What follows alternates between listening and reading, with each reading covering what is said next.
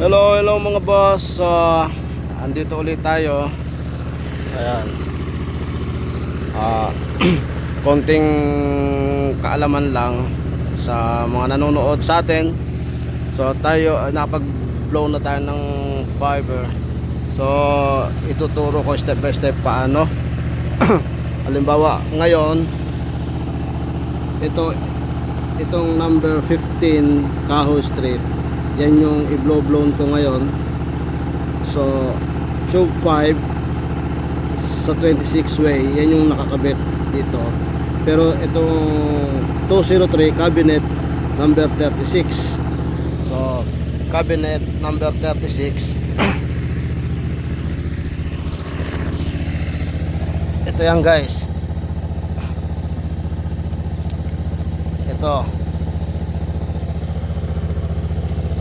Ito yung number 36 sa cabinet.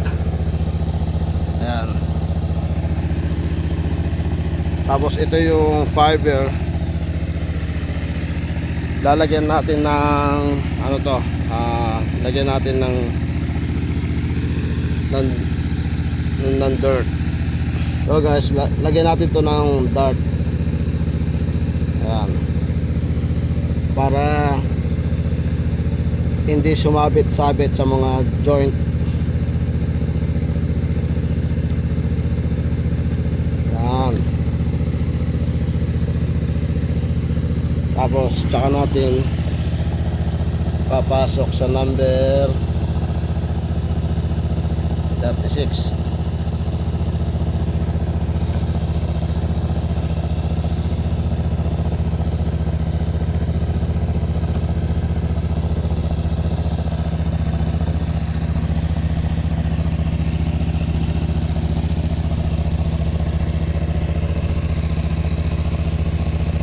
Ayan, tulak mo lang.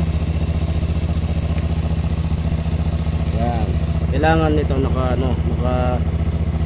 nakadikit.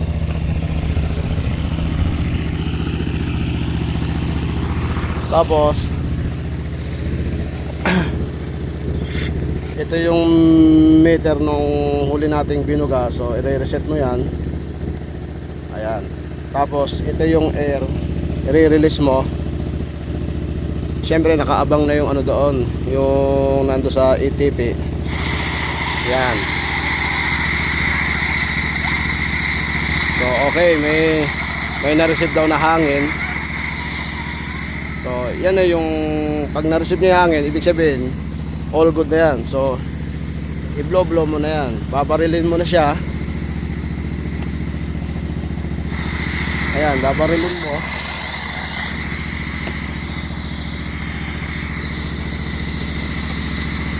Ay, hindi lang.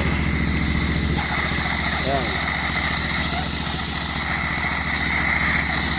Ayan, ganyan.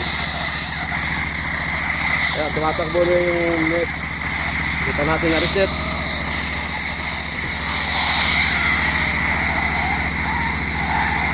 Ayan. Reset.